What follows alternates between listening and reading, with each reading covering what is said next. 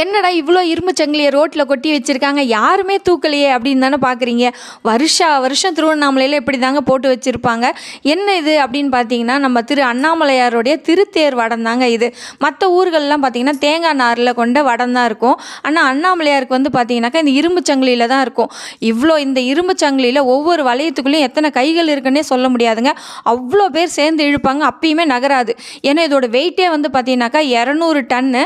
இதோட ஹைட் வந்து பார்த்தீங்கன்னாக்கா 51 அடி. அப்போ எவ்வளோ பெரிய தேருன்னு பார்த்துக்கோங்க.